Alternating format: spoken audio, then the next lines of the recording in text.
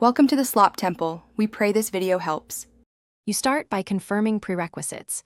You need a plan that allows custom payment methods and API credentials. Once done, define whether you will capture immediately or authorize first. That decision affects webhooks and flow.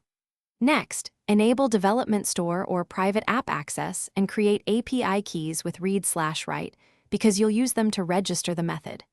Make sure to note currency, test card numbers, and callback URLs. These values configure Shopify's gateway registration and will save debugging time later.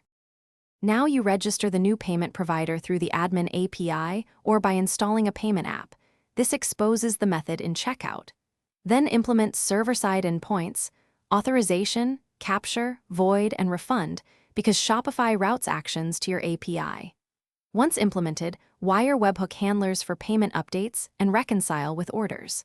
Test each endpoint using Shopify's test checkout and simulated statuses, and iterate if responses or signatures differ. Adjust headers, payload, or endpoint timeouts to match. Finish by swapping test keys for live credentials, updating callback URLs, and setting correct webhooks so order status reflects payments.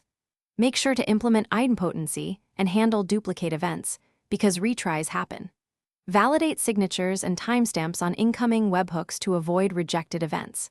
If something breaks, first confirm API scopes and shared secret match. Next, check timestamps and request clocks. Finally, inspect payload logs and HTTP status codes. Fixing a mismatched scope or signature usually resolves most integration errors quickly. Thanks for watching. Consider subscribing if we helped you.